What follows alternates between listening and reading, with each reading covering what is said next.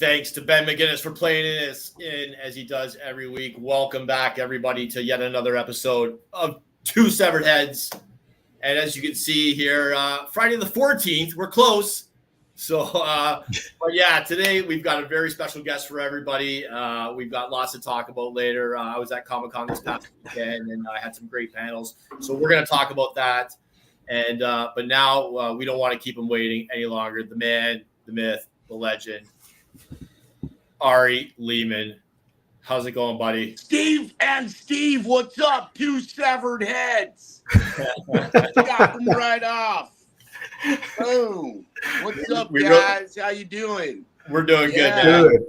I got an entrance right here. Whammo. Look at that. Yeah, that's awesome. Ari Lehman rhymes with demon. The first Jason from Friday the 13th. How you doing? Two severed heads. We're good. If anybody has comments, throw them in the comment section. We'll try and get them out to Ari as we talk to him here. But yeah, thanks a lot for doing this, man. Really appreciate it. We've met a few times. We met way back at like one of the first Niagara Falls Comic Cons.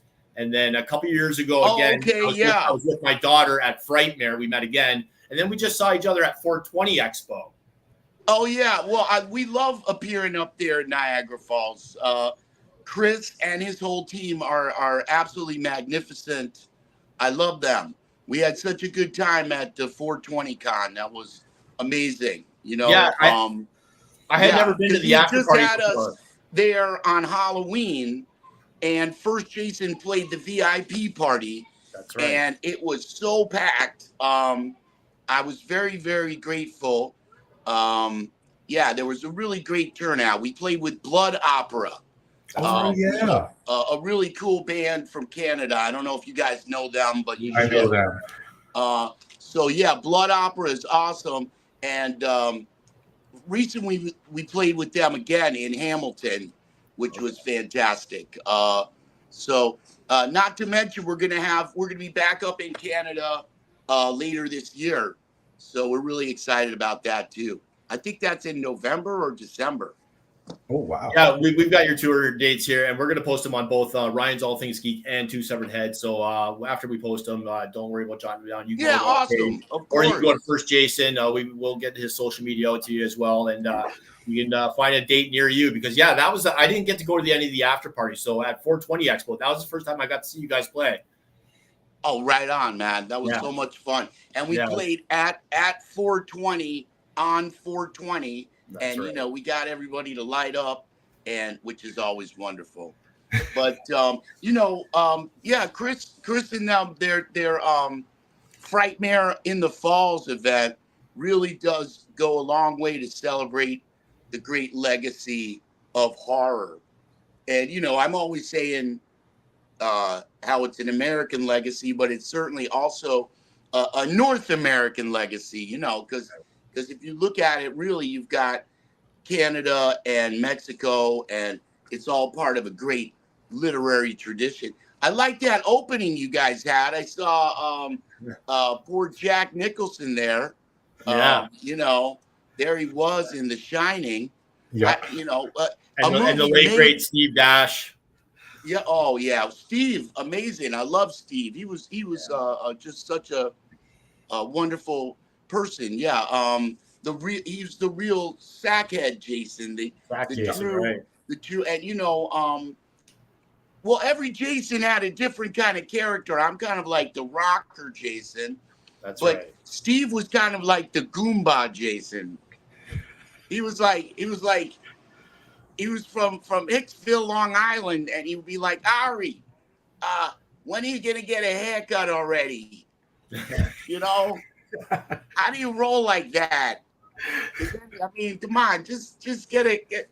Oh, your hugs are so intense. No, he was very, very amazing person, and a father and a grandfather, and he had his own company, and you know, we miss him. Just a great person. But you know, as I was saying, from The Shining, you know, The Shining there made the same year as Friday the 13th. But what two divergent types of films, you know? I mean, I'm a huge Stephen King fan. I love Stephen King, everything and anything Stephen King. But why is it, when you look at it, The Shining was very successful. But if you look at the kind of mania that Friday the 13th created, that Jason Voorhees has somehow inspired, it's really a phenomenon. And meanwhile, why didn't he come inside? It was just cold out there, man. If he came inside, he wasn't being chased by a maniacal man with a huge farm implements at all, ever, at any point in that film. Yeah, right. He was the problem, right? He was the scary part. So it makes no sense to me. Jack, come inside. All you got to do is the door over there. Yeah. Yeah, because you really only got Jack, O'Halloran, Mr. O'Halloran. Yeah, with the axe. Victim. Yeah, with the hatchet or the axe in the back. Yeah. Okay. Yes, you're right. He did have an axe at one point, but I mean, I definitely have some Friday 13th questions. I know Steve probably has some Friday 13th questions, but I'm a big music guy, hence the Metal Mennonite. Steve's a big music guy, and I knew you were a music guy. Obviously, I knew at first, Jason. Wait, the Metal Mennonite? What's that about? So I've always sported the beard and without the mustache. So that's the Mennonite part. And Steve kind of gave me that nickname. And I'm a big metal guy. I like a little, a very wide span of music. I always say when I describe it to people, I've seen everybody in concert from Gordon Lightfoot to Cannibal Corpse, and everything in between. So, Gordon Lightfoot. Well, the thing about metal that I love, and you can kind of say this for horror in a way too, is it has so many facets. It has so many different genres that come together like a watershed in metal. Because if you start at the beginning with Hendrix, and even look at Santana to some extent, but they're bringing in those funky and ethnic sounds, right? Then you've got, whether we're talking about Black Sabbath or Deep Purple, they start to bring in all that classical darkness, and you just think about so many sides of metal, man. When I was at Wackenfest in Germany, and I saw Sepultura, and they took the stage with 36 samba drummers. That's how they started Wackenfest with samba drummers, because they're from Brazil, of course. Yeah, right. Which was mind blower. I know Max Cavalera is out there now with his own version of that, which is amazing. I mean, every day you just look at. I saw Testament there, and then still now, Alex Skolnick, and they're all out there doing their thing. It's just it's such a source of inspiration everywhere you turn. People talk about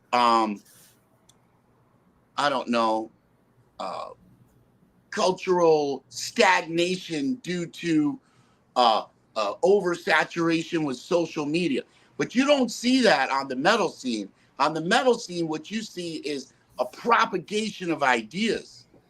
What I see on the metal scene is younger people are being drawn to metal from far and wide, from India, from China, from Japan, from Italy and Germany and Scandinavia, and it just goes on and on and on.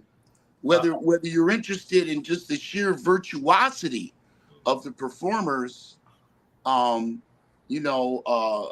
blessed in First Jason with a guitar player named Eddie Machete. And I was just out there rehearsing with Eddie. And, Eddie is a student of Joe Satriani. Oh, wow. So Nice. we're that's one side of it. And then of course, our drummer bass amp comes from the punk scene, the St. Louis punk scene, which is a whole other vibe, which is that whole DIY, never die, kind of like, nothing can stop us kind of vibe. which he exemplified when we were the last gig. We had to drive down to St. Louis. Okay, so he drove up for us, but then on the way down, it starts pouring rain, and the windshield wipers kicked out. They stopped working completely. But undaunted, we drove through the blinding rain, you know. And we made the show. But you know, that's the thing. I think social media is so good at propagating and disseminating the information, but it's crucial that what it leads to, in my opinion, is live performance. You know, live interaction. Which means everybody who's hearing this, I want you to come and see a First Jason show where you can see me play the guitar like nobody plays the guitar. So yeah, you born in the '60s in Brooklyn. You grew up in Connecticut, partially. How does a classical piano player, like a jazz piano player, make that transition to metal? Well, thank you. No, that's a great question. Yeah, early on, I was recognized too. I got a scholarship from Dr. Billy Taylor and Jimmy Heath and to go to Berklee School of Music. I ended up going to NYU because I wanted to be in New York and really, you know, I would go downstairs and I could hear Tommy Flanagan and Barry Harris and McCoy Tyner and you name it, all these amazing musicians. But see, what happened initially was I was in the world music scene. I first got into world music. Okay, I was hired by a band from Nigeria, West Africa, and eventually that band got on Interscope Records and also on Tough Gong Records, which is Bob Marley's label. So traveled to Europe, traveled to West Africa as a performer. I came back and, you know, world music was kind of had its moment, you know. And I was looking around for what I wanted to do. At that same time, I received a letter. And the letter said, "Did you sign this photo?" It was a photo someone had bought on eBay, which was the first time I ever heard of eBay, way back then, for $50 with my autograph on it. And I said, I didn't sign that. So it turned out someone was forging my autograph. We found out who it was and got them to return some of the money. But long story short, Tony Timpone of Fangoria magazine called me and asked me to be part of Chiller Theater Fangoria Con at the Meadowlands. And oh my God, there was thousands and thousands of people. And I met Betsy Palmer and I met Kane Hodder and I got to see Tom Savini again. It was amazing.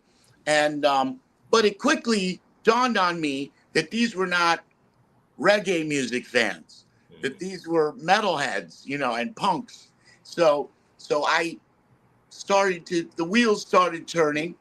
And fortunately, I had some friends, for instance, you know, which is a good thing for everybody if you have friends. Fortunately, I had a friend who was the lead singer of a band called Reagan Youth back in the day. And he would take me to see bands like Bad Brains and Dead Kennedys and White Zombie. So I got to see Rob Zombie with Sean Yassault and that whole thing. And, you know, I was enamored with that. But at that time, I was playing jazz. So now, flash forward, I started to pull together things that inspired me.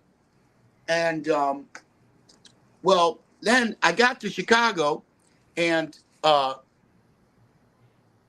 bass player of the band Macabre urged me to develop some kind of a keyboard instrument that I could use in a metal context. And the first thing I did was I took a synthesizer and I duct taped it to a big manga cosplay sword, which I put a guitar strap on that. And that was the original electric machete, if you will. And so that really, you know, so then we came up with some songs. I really tried to streamline my ideas. We came up with Jason Is Watching album. That's in 2009, okay? And that got a lot of love. Jason is watching. Jason Never Dies. Machete is my friend. And that album. So people, we started touring and we started developing our sound. We got Lord of the Lake out there with Voorhees is the name and Kill for Mother. So that really caught on. We got some good videos out there. Then we were blessed because, first it was John McKenty from Incantation. And the thrash metal band, they reached out to us, invited us to the Carolina Chainsaw Massacre, an amazing thrash metal event. Nuclear Assault was there, and Incantation, and some of the most amazing thrash bands. Then Spencer Charnas of Ice Nine Kills reached out to me and asked me to sing on the song Thank God It's Friday. Thank you. And nice. That was such a great experience on so many levels because Spencer's such great people, and so Inc. are just wonderful people, and they were so inspirational, and it was great. So then he sang on one of our songs. So if you have a minute, check that song out. It's called The Scapegoat, and you can catch the video on YouTube. So The Scapegoat has Spencer Charnas singing, and he's even in the video because he's such a cool dude. So then they invited us to play at Silver Scream Con, which is in Danvers, Massachusetts, an event I recommend everybody goes to. Then we opened for Twisted. So continuing, then Twisted invited us to be at their event, which is another great event called Astronomicon. So I've heard of that one. Yeah. You got to go to that. That's near Detroit. Anybody? Oh my God! Both of these events, very different events, but very wonderful events. Of course, at the, you've got more of that new Ice Nine Kills vibe at the Silver Scream Con, and then you've got that that whole thing from the whole Juggalo family that's happening at Astronomicon. And wow, just both really great vibes. So we had the great honor to do a collaboration. So if you check out, and there's going to be a new remix from our friend Flatline out in Buffalo. That's coming out July 4th, but the song is called Killing It. First Jason, Killing It. So Alex Vincent, who played Andy in Child's Play, did the track, right?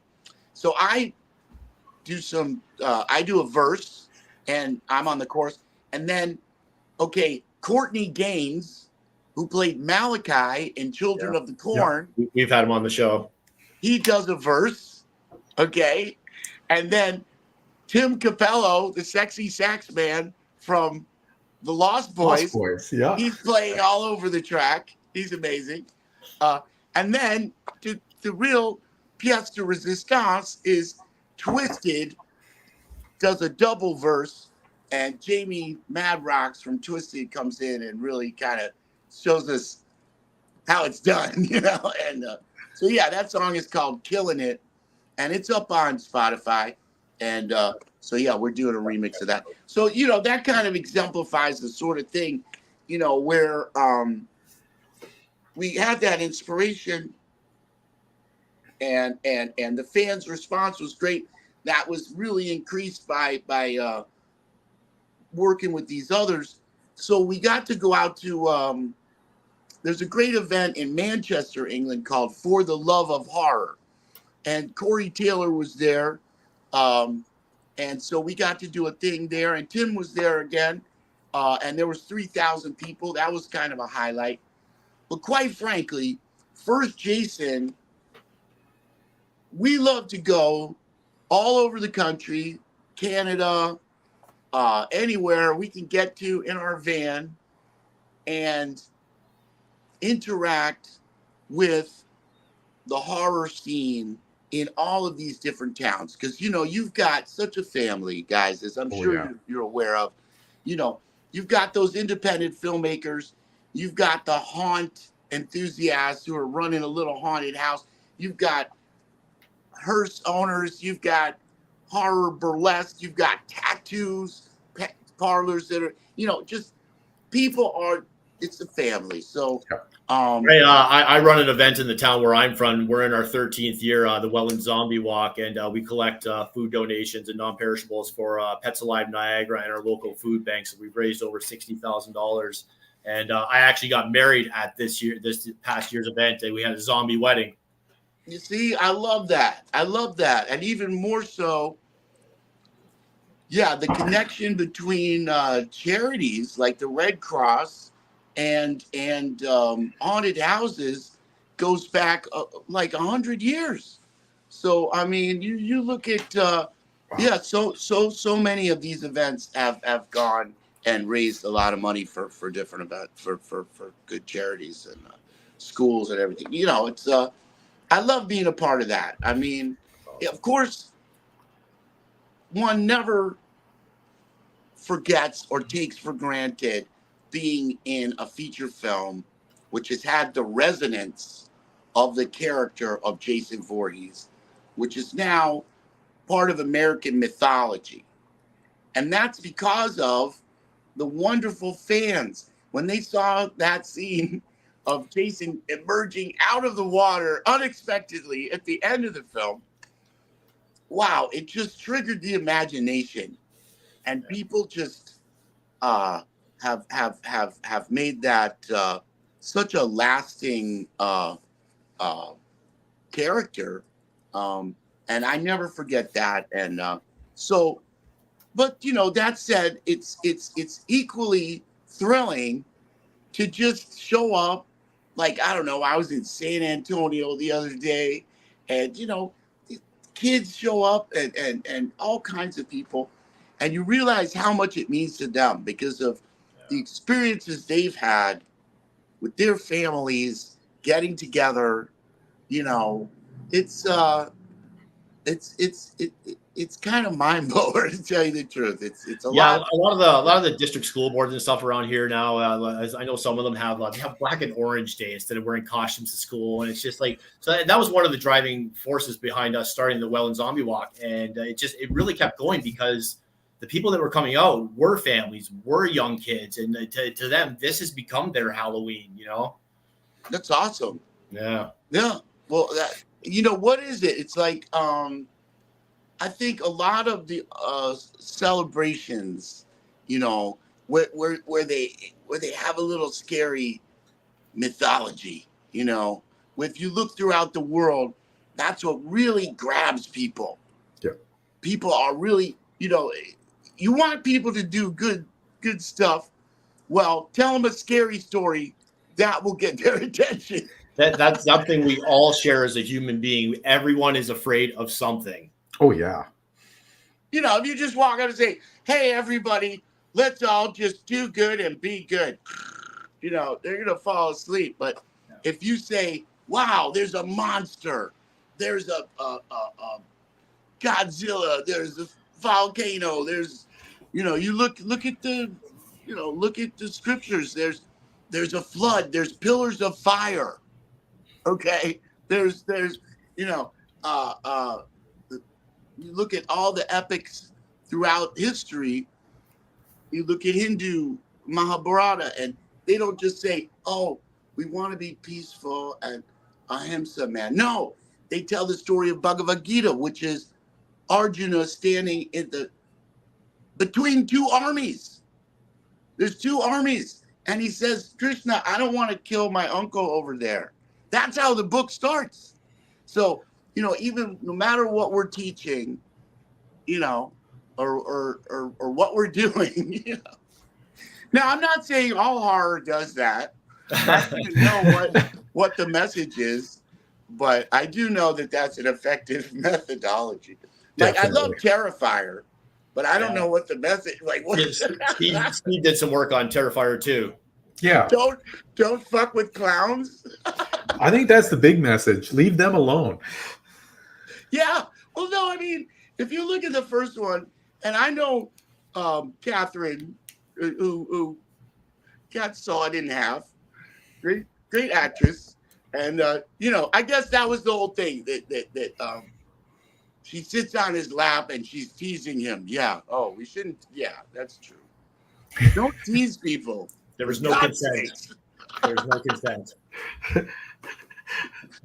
Wow. So what was So it? wait, I'm sorry. You said you worked on Terrifier too. Elaborate on that. Yeah. Well, I draw the Terrifier graphic novels, and do you remember when they went to the Fun House in Terrifier?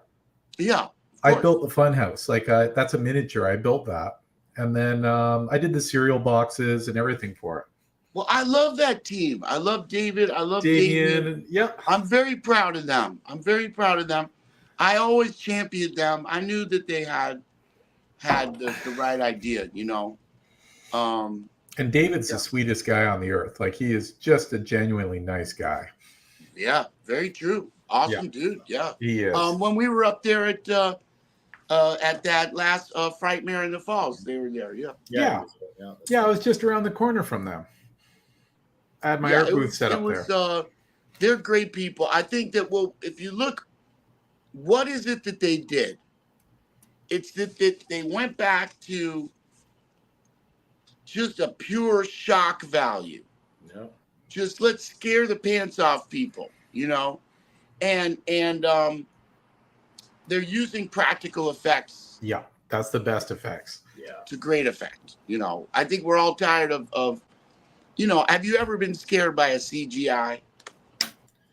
No. Yeah, few and far between. It looks like a video game. Yeah. And the problem is that when we're playing a video game, we can shoot back, you know, with our CGI gun.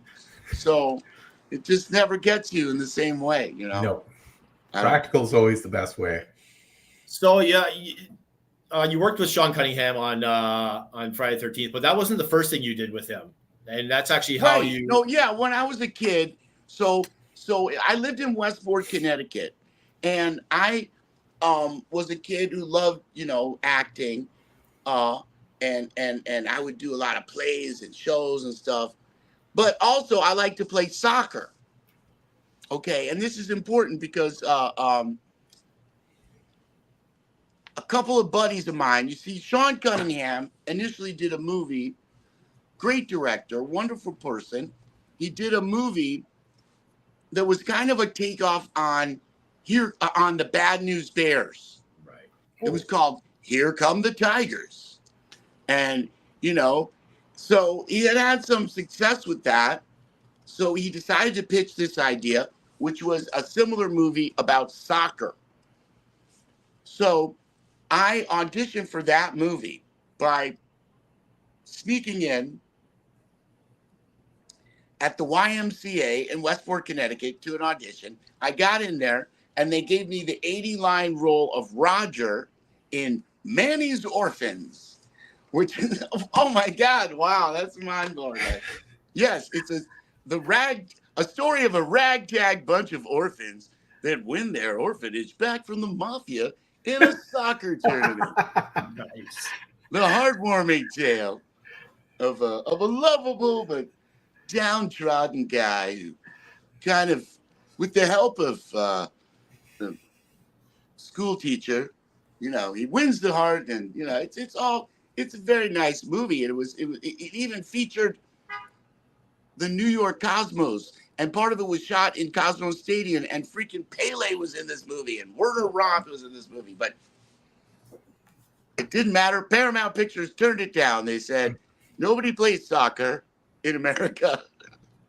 It was 1978, and nobody played soccer in America. So different times what now. ended up happening was Sean was like, "Oh my gosh, what am I going to do?" So he but you know, as happens in the movie business, the contract isn't for one specific thing. It's a contract to produce a property. So he was given a second chance, and he needed 3, but the second chance was, they said, "Why don't you do a horror movie? You had great success with Last House on the Left." So he saw the Halloween was successful and came up with the idea of Friday the 13th. And Victor Miller came up with this storyline about a camp. And so initially it was going to go to Noel Cunningham, Sean's son. But instead, Sean's wife said no. So it was the Steve Miner, the producer, who said, let's call Ari. He'll do it. Ari will do anything, you know? So they called me up. And sure enough, I was like, yeah, I'm game. I'll come. They're like, can you swim? I'm like, yeah, I can swim. And they're like, great, you got the part. Come on down. See now, but the thing is, so we shot that first scene. The most amazing thing, of course, for me was working with Tom Savini. Yeah. Getting to work with Tom Savini was mind blower at that age.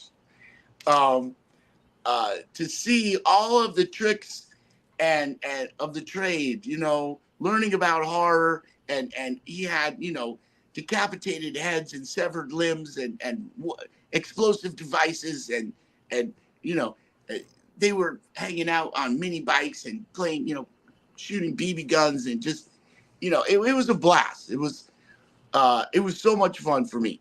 So there was a great camaraderie, and we wanted to get the scare to really happen. So initially, the first time they shot it, they didn't like that take because they said it looked too real. People would sympathize with little Jason. So they made it somewhat more grotesque. Okay. So now that's the final sequence. We're not there yet. That's a great moment, but I'm talking about this sequence over here where he's drowning. Okay. That was the only part that was written for Jason Voorhees in the script, was the drowning boy. Whoa. And if things hadn't changed, that would have been the only iteration of Jason Voorhees in all of cinematic history, a drowning child. Because, of course, it's the mom. Yeah. So I went home in the summer of '79 thinking, I play a drowning kid. This sucks. And I was kind of kicking the stones around. And then I got the phone call in October. Because what had happened was, once again, Paramount Pictures turned down Friday the 13th. They were not going to buy Friday the 13th. And this is from Sean Cunningham's own explanation. They said it was great, except the mom gets her head chopped off, little boy drowns. It didn't play well with, you know, the testers. So they were literally 3 months in the air. October comes, they call me, now put that picture up, because you can see in October, do you see the foliage there, guys? Yeah. I see. Yeah. And it's supposed to be June. It's supposed to be June before summer camp. It's supposed to be before Alice, even before camp starts, right?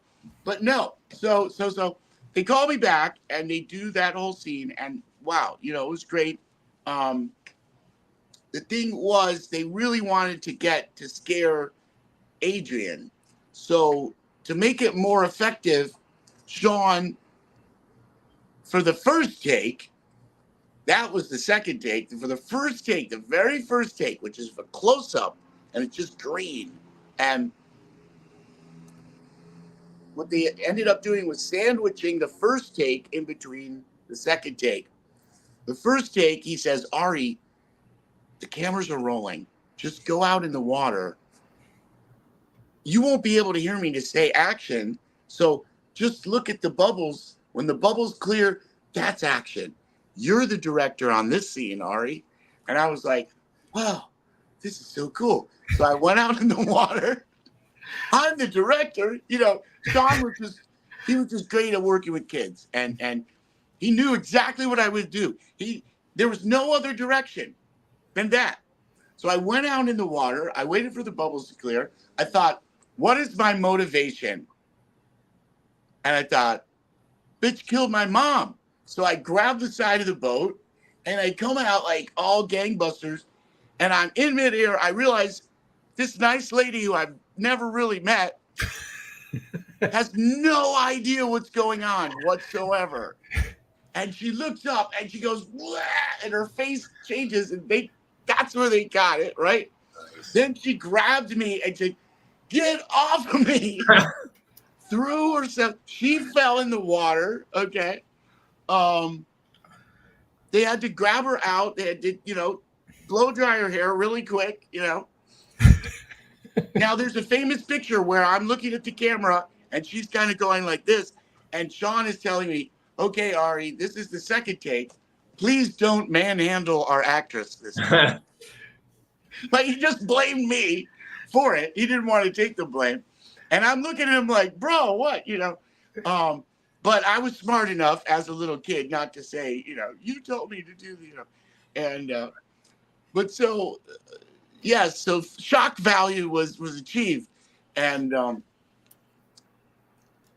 when the Paramount executives saw that, they got excited. But since it was October, they didn't have their regular testing panel, right? So they literally got their families and the secretarial pool the following day, and they got them to watch the movie, and the executives only came in at the final sequence. And the people were so viscerally upset. They were crying and they were yelling at them, saying, "Why did you make us watch this horrible film?"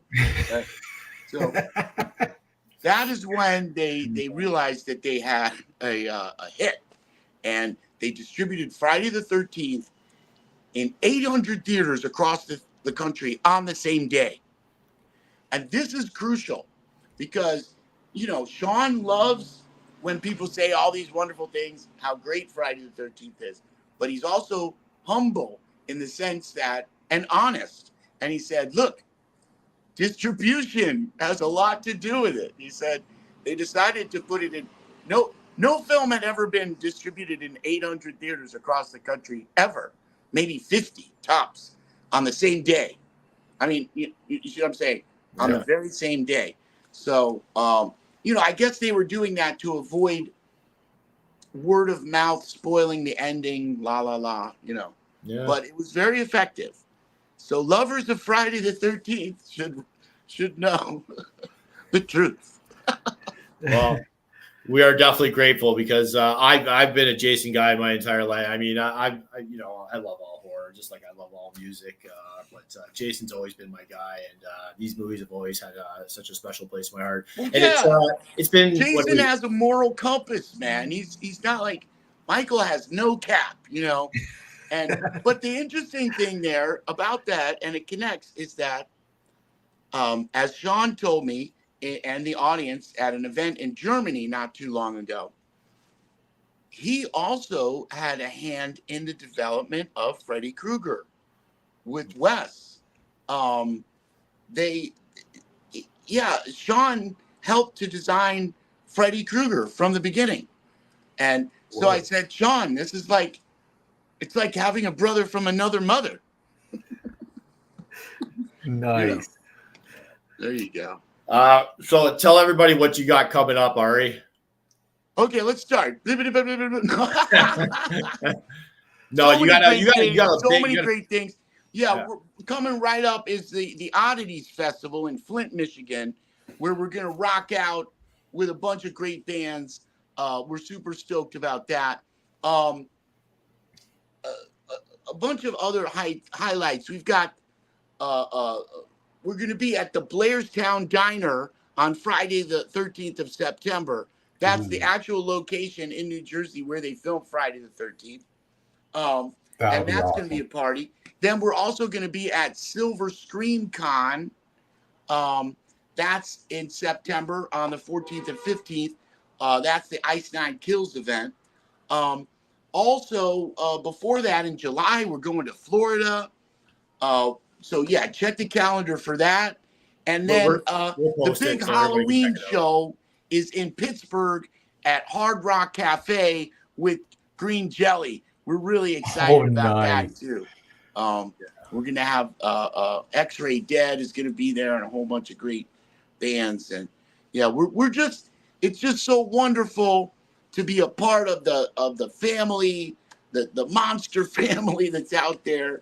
And, it's just growing every day. And I love how now we've got so much mainstream horror, from Stranger Things to shows like Wednesday and everything. It's just great. It's a great time to be a monster.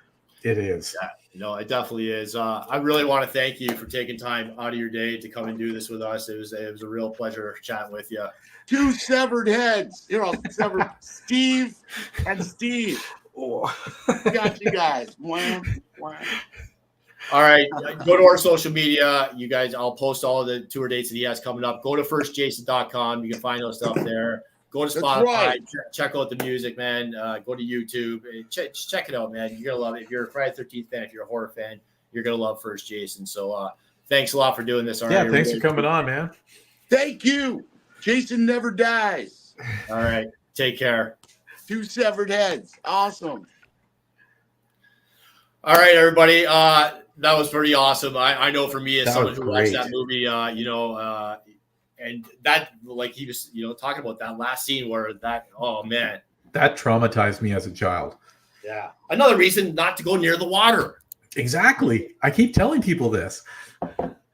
Yeah. As a kid, that scene when he came out of the water, that lived in my nightmares for like decades. Yeah.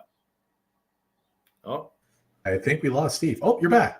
Yeah, there we go. Yeah, you froze up on my end. So yeah, we're experiencing some kind of technical difficulty. I hope hopefully we can get through this last 15 minutes or so. Yeah, I was at Niagara Falls Comic Con this past weekend. I got to host some great panels. I got to sit down with my buddy Zeus and Theo Rossi on Friday. That was a lot of fun. Of course, we talked about Sons of Anarchy. I brought up a series that, if you have not seen it yet, called True Story with him, Wesley Snipes, and Kevin Hart. Fantastic series. I'm pretty sure it's on Netflix. He really showed some great acting chops in that. And one that he told me about during the panel that I watched on the Saturday night, because I didn't go Saturday, was Emily the Criminal with him and oh God, I'm blanking on her name. Aubrey Plaza. Really? Yeah, great movie. Wow. Well, yeah, that was a lot of fun. And oh man, this next guy, don't take this the wrong way, well, and I'm sure he wouldn't. But this is one of those guys where, like, oh yeah, I've seen that guy. But you might not be able to put your name on him, but you've seen him because the guy is in fucking everything. Oh yeah. William Fitchner, a native to this area. He grew up in Cheektowaga, just outside of Buffalo. Bills fan, Sabres fan. So Ryan liked that. And between all three, he's a Viking. Ryan's a Vikings fan. Fitchner's a Bills fan, and I'm a Bengals fan. So between the three of us, we had 0 Super Bowls. There was a lot of tears in that room that day. Yeah, he always plays a really intense character too, right? Great actor. Just such a great character actor. And man, there's some of those, and this is nothing again. I haven't seen a lot of interviews with this next guy, but just one of those guys that, he gives off that intimidating vibe. And it's one of those ones where, I kind of get a little bit nervous until he, eases the tension and you realize, he's only human. And I knew that part, but he's such a great guy and such a funny guy. Oh, T-1000 himself. Remember, he was in Sons too. He was. Yeah. And he was in an episode of The Walking Dead. That's right. There. Yeah. Great actor, man. Funny guy. Yeah, that was a lot of fun. These are already up on YouTube. I can't remember who shared them, but you can check those ones out on YouTube. They're already up. And I walked by this next guy 100 times, and I've never stopped. And I've always been such a fan of his work. And I mean, hours spent in front of TV watching Ren and Stimpy.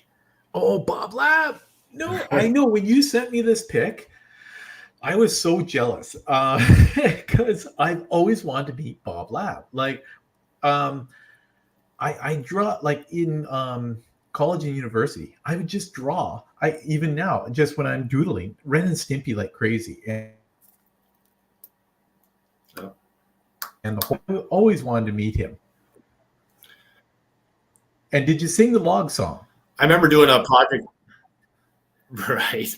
I remember doing a project for, I think it was English writing. We had to come up with our own original story, and we had to do the animations for them as well. And I did a period piece. It was set in medieval times, and the characters that I drew were the Ren and Stimpy characters. And no way. My teacher was less than impressed. Really? I would have gave you an A for that. You know what? I still have it. And they're pretty fucking good, man. You gotta find that, man. I want to see this.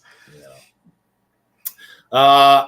And you know, I don't really recognize YouTube stars usually, even if I've seen them. I'm like, you know, okay, sure, whatever. But this guy is a phenomenon. He's a local Canuckle. He's from Ontario, not too far. And I saw this guy on Sunday, and man, what a thrill it was to meet Ricky Berwick. Oh yeah.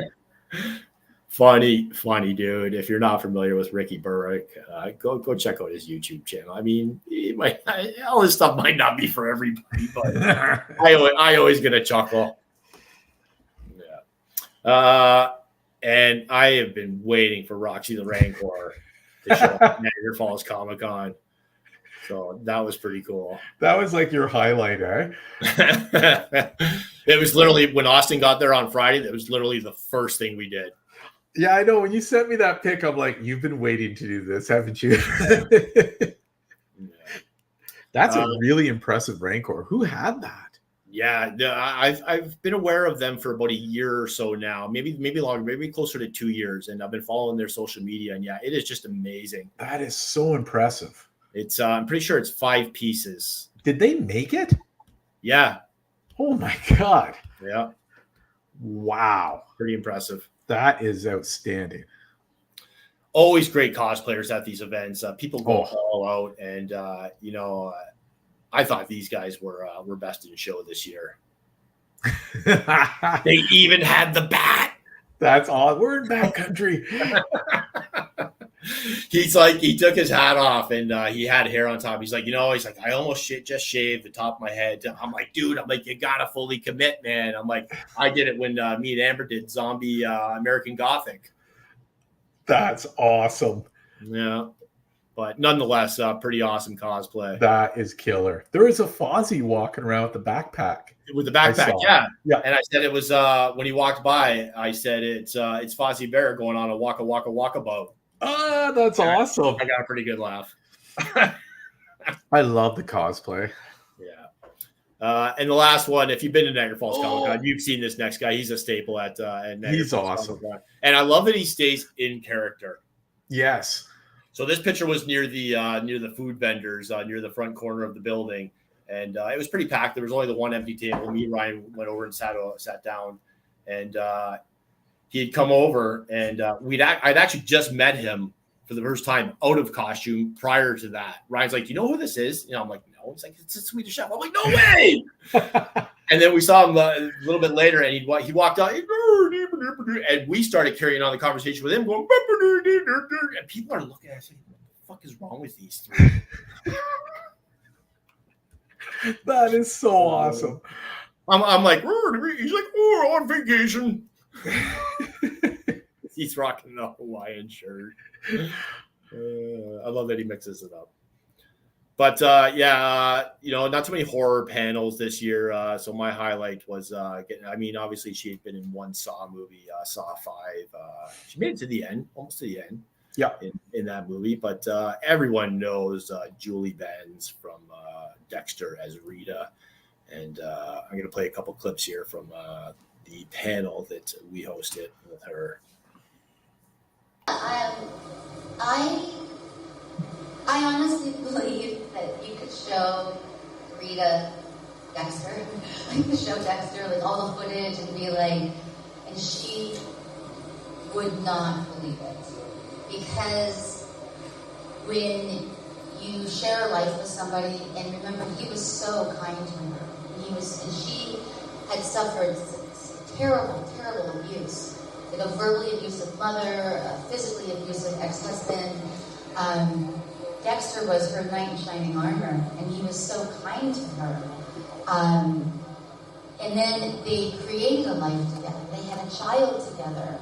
That I think it's just human emotion or human nature that you could show her all that and she'd be like, that's not him. That's not true. Because then what does that say about me? What does that say about my child? Like, yeah, just talking about how she never got to play out Rita's storyline and what may have happened, in her mind, total denial syndrome, right? Like, oh my God, like that, this can't possibly be. He's not a mass murderer.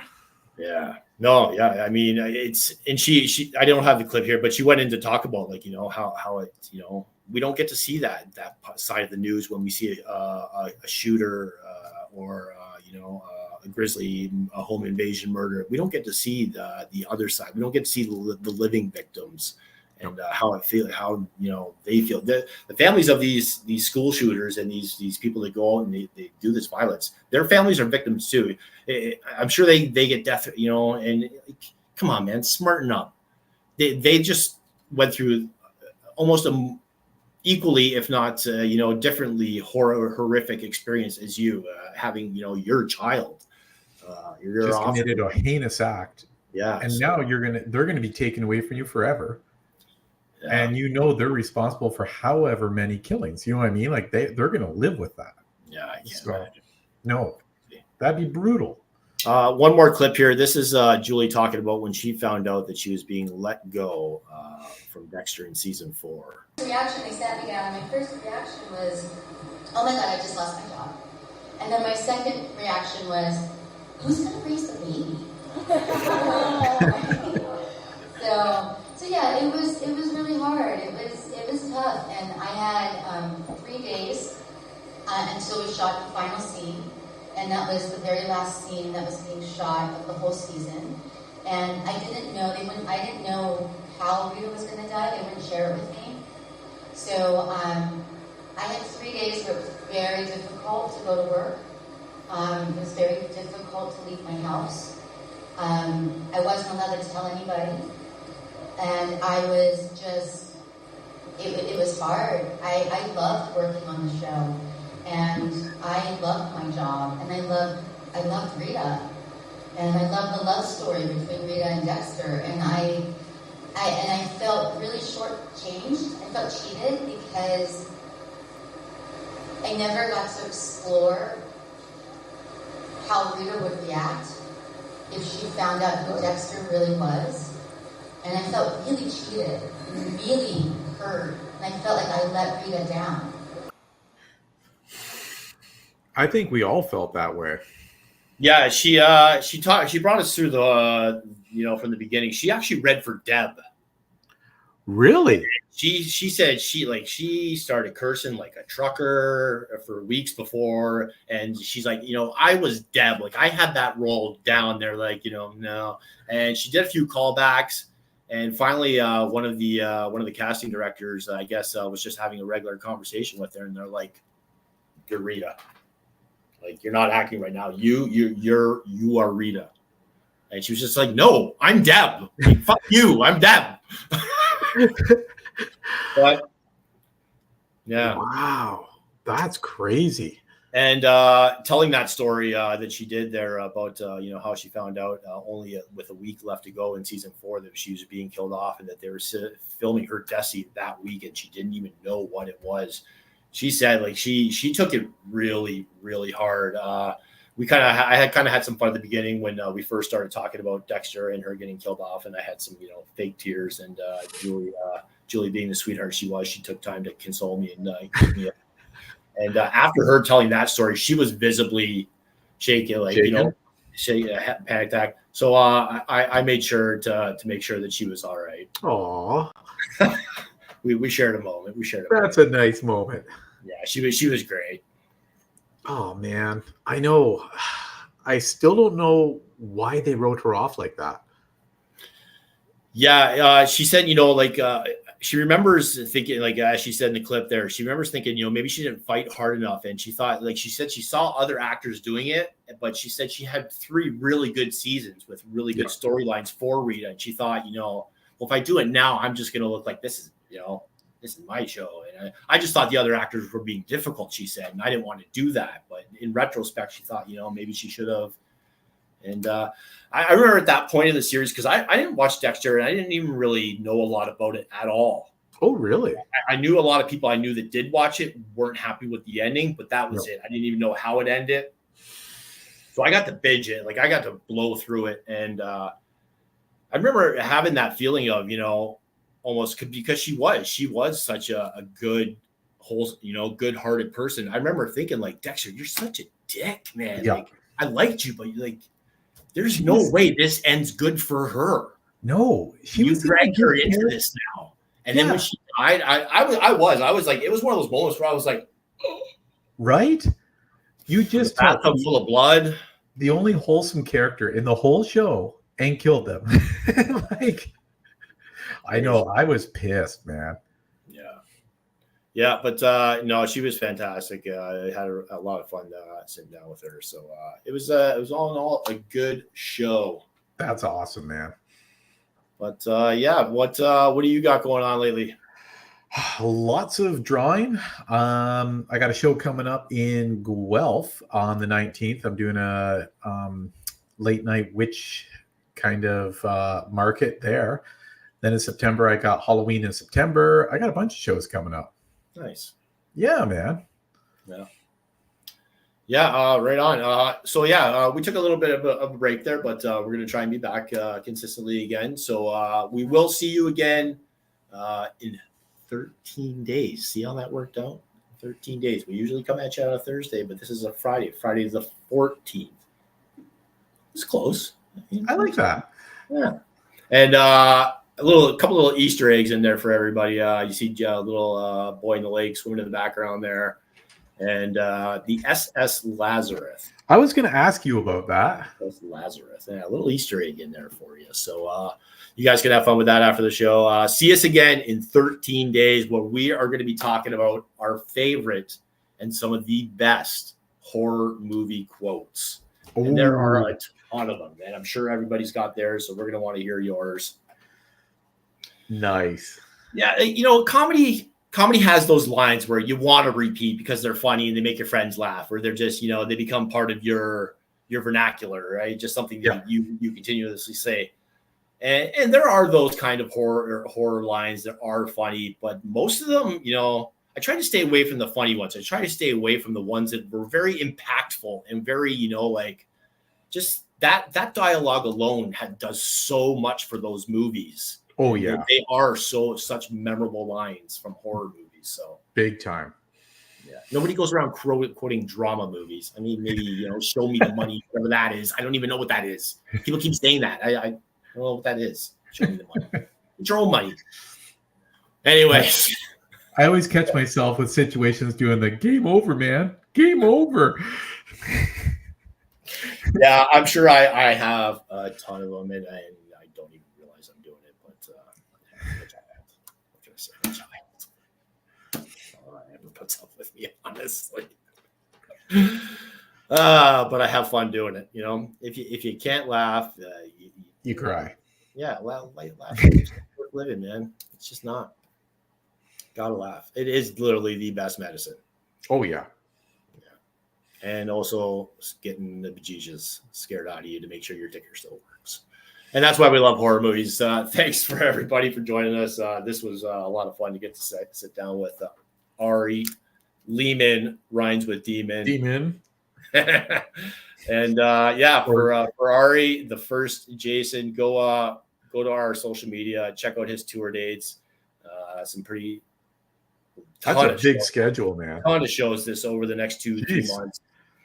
He talked about the big Halloween show he's got coming up with green jelly or green jello. Screw you, Nabisco, or whoever the hell owes you.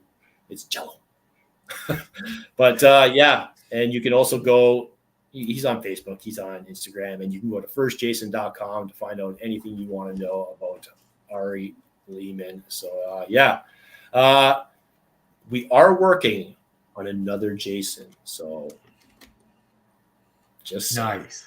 we may have another Jason before the year is out. For Sir Steve McGinnis, who's going to get to night one day. The Queen and King, well, not the Queen anymore, but the King cannot ignore my letters forever. Sir Steve McGinnis, I have been the Metal Mennonite. He was Ari Lehman, and this has been another episode of Two Severed Heads. We'll see you in 13 days.